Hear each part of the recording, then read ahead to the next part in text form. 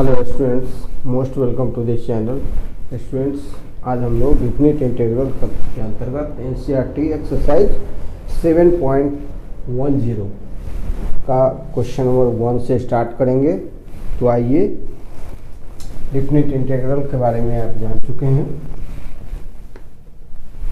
तो हम इसे सब्स्टिट्यूशन मेथड से बनाएंगे, क्योंकि डिनोमिनेटर का डेरिवेटिव न्यूमरेटर लाना है, हमें बनाना है, क्योंकि न्यूमरेटर का पावर डिनोमिनेटर से कम है। तो जब न्यूमरेटर का पावर डिनोमिनेटर से एक कम हो तो डिनोमिनेटर को हम लोग कोई वेरिएबल से सपोज कर लेते हैं, उसका डेरिवेटिव निकालते हैं, उस डेरिवेटिव को फिर न्यूमरेटर के फॉर्म में लाते हैं। तो आइए, put x square plus 1 equals to Z, ऐसा पुट कर दें। Differentiating both sides we have 2x dx equals to dz, ऐसा होगा। अब लिमिट भी चेंज हो जाएगा। जब वेरिएबल क्वेश्चन तो अब जेड में लिखा जाएगा, तो और जो लिमिट है, लोअर लिमिट और अपर लिमिट दोनों x के रिलेटिवली लिखा हुआ है या x के रेस्पेक्ट में लिखा हुआ है। हमें z के रेस्पेक्ट में हमें लिमिट को निकालना है। तो आइए लिखेंगे when x equals to 0, when x equals to 0, z equals to कितना हो जाएगा, x square plus 1 means 0 square plus 1 equals to 1 होगा। And when x equals to 1, z equals to 1 square plus 1 2। तो आइए, लिमिट मिल गया है हमें। अब now integral i equals to integral, अब यहाँ पर देखेंगे x के बदले हम क्या रखेंगे। तो यहाँ x dx equal to dz by 2 हो जाएगा। यहाँ लिख देते हैं x dx equal to dz by 2। चलिए, तो integral i equals to x dx के बदले हम लोग dz बाई 2 रखेंगे। 2 को बाहर ले आएंगे, कांस्टेंट को, dz divided by x square plus 1 को हमने z सपोज किया था, तो डिनोमिनेटर में z रखेंगे। हमारा lower limit, new lower limit क्या है, 1 है, और upper limit, new upper limit क्या है, 2 है, हमने रख दिया। अब इस तरह का कोई फंक्शन हो, इस तरह का फंक्शन हो कि उसका न्यूमरेटर डिनोमिनेटर का डेरिवेटिव हो, तो क्या होता है इसका इंटीग्रल, इसका इंटीग्रल होता है log of the denominator, log y। इस क्वेश्चन में log y, यहाँ पर dz बाई जेड क्या हो जाएगा, log z हो जाएगा integral.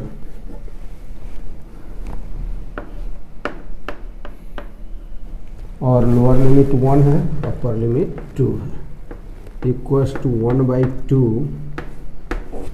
log z means log 2 minus log 1 equals to 1 by 2 log 2। This is the answer. तो बच्चों देखेंगे हमारा नेक्स्ट क्वेश्चन, क्वेश्चन नंबर 2 है। तो बच्चों एनसीईआरटी एक्सरसाइज 7.10 का क्वेश्चन नंबर 2 है। हमें इंटीग्रल निकालना है root sine 5 into cos to the power 5 d5 का। लिमिट है 0 to पाई बाई 2। तो आइए हम लोग इसको सब्स्टिट्यूशन मेथड से पहले इसको अरेंज कर लेंगे, उसके बाद सब्स्टिट्यूशन मेथड लगाएंगे, फिर डिफिनिट इंटीग्रल का रूल लगाएंगे। तो आइए, I equals to integral 0 to pi by 2 root sine 5 जो का त्यों रखेंगे आप। कॉस टू द पावर 5 जो है, इसको cos to the power 4 into cos 5 into d5 लिख दीजिए, equals to integral root sine 5 into cos to the power 4 5 means sine is cos to the power 4 5 equals to sine square five to the power 2 ऐसा होगा। तो हम 1 minus sine square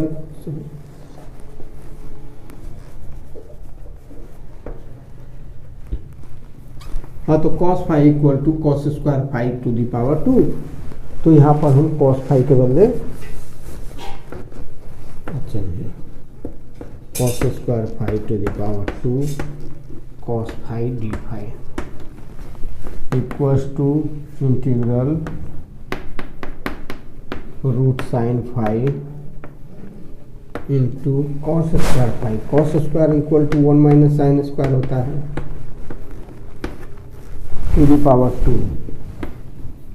into cos five D five equals to integral I equals to limit 0 to pi by 2 लिख देंगे root sine five square root of sine five into A minus B whole square. क्या हो जाएगा 1 plus sine to the power 4 five minus 2 sine square 5 हो जाएगा into cos five D five.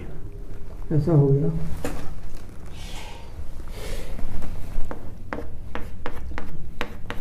Implies integral I equals to integral. अब ऐसा करते हैं root sine five से हम तीनों टर्म्स में मल्टीप्लाई कर देते हैं। तो मल्टीप्लाई करेंगे तो रूट साइन फाइव के बदले हम एक्सपोनेंट फॉर्म में, अभी तो रेडिकल फॉर्म में, एक्सपोनेंट फॉर्म में साइन टू द पावर 1/2 से मल्टीप्लाई करेंगे। तो ये हो जाएगा sine to the power 1/2 plus sine to the power half plus 4 to जा 8 प्लस 1 9/2 आएगा माइनस 2 साइन स्क्वायर 5 तो 2 प्लस हाफ 5/2 हो जाएगा 2 sign to the power 5/2 cos 5 D 5 हो जाएगा। ऐसा हो जाएगा।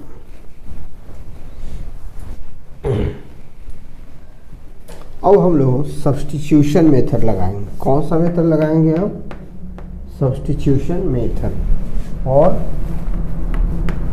Put sine five equals to Z differentiate करेंगे तो क्या आएगा कॉस 5 डी 5। साइन 5 का डेरिवेटिव क्या होता है cos 5 D 5 equals to D Z.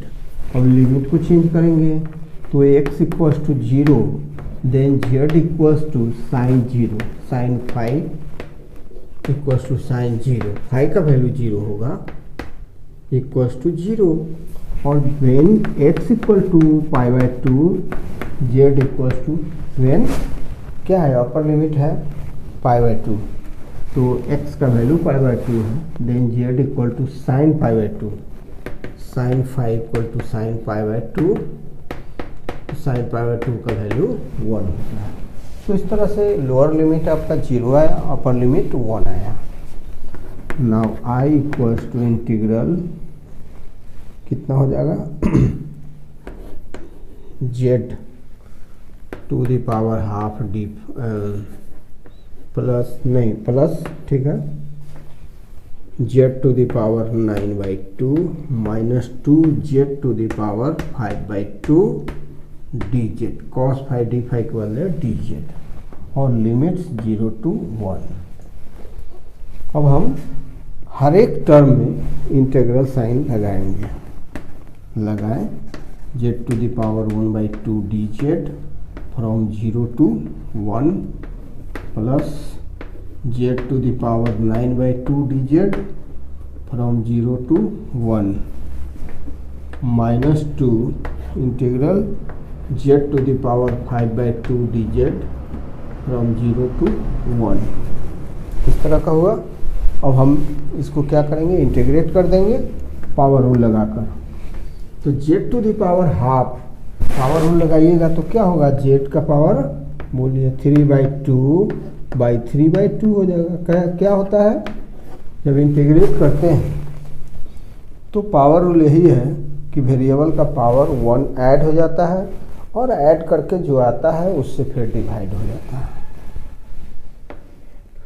Limits लिख दिए जाएंगे, plus z to the power 9/2 है, तो इसका इंटीग्रल कितना होगा, z to the power 9/2 plus 1। चलिए हम लिखते हैं integral z to the power 9/2 dz equals to z to the power 9/2 plus 1 by 9/2 plus 1 equals to z to the power 11/2 by 11/2।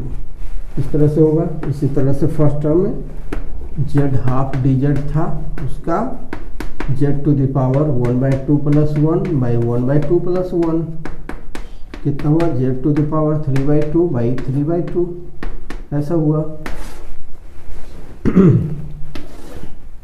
फिर थर्ड टर्म में देखेंगे, सेकेंड टर्म हम लिख रहे हैं z to the power 11/2 by 11/2, और इसका जो लिमिट है वह 0 1 है, लोअर लिमिट 0 अपर लिमिट 1 है। फिर -2 into Z to the power 5/2 है, तो जेड टू द पावर यहाँ लिखते हैं, हमारे पास जगह है, Z to the power 5/2 dz कितना हो जाएगा, जेड टू द पावर 7/2 हो जाएगा। 5/2 प्लस 1, 5 प्लस 2 7/2। चलिए, तो 2 into Z to the power 7/2 by 7/2, और lower limit 0 upper limit 1।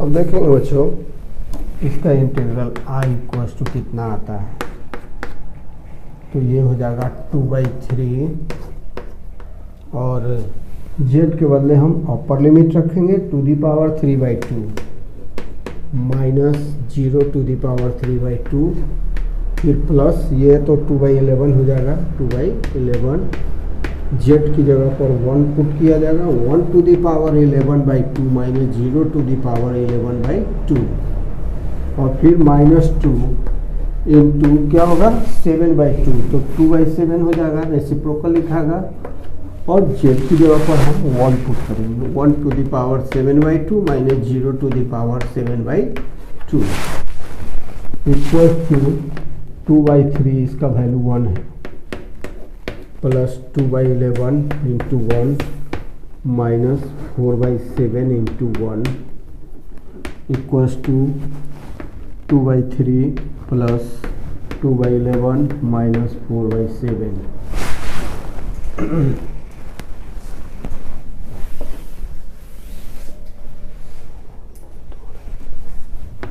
This implies i equals to, ये तीनों का एलसीएम लेंगे, तो हम ऐसे ही लिख देते हैं 3 इंटू 11 इंटू 7, 3 से डिवाइड करेंगे तो 11 इंटू 7 इंटू 2, और प्लस फिर 11 से डिवाइड कीजिए, 3 इंटू 7 इंटू 2 हो जाएगा,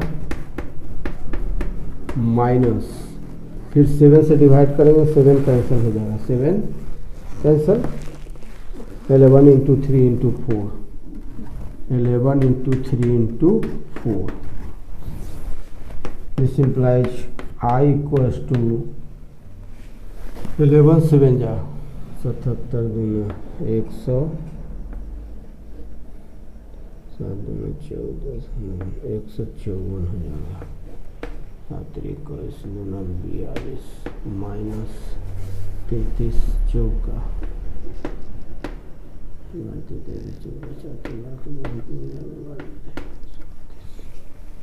132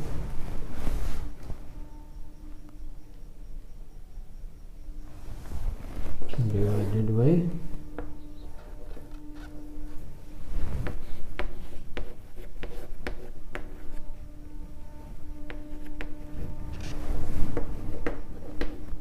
इक्वल्स टू कितना हो जाएगा, 426 549 196 माइनस 132/231 इक्वल्स टू 6 माइनस 2 तो 4 हो जाएगा, 9 माइनस 3 तो 6 हो जाएगा, 64/231 आंसर हुआ, सीधा आंसर।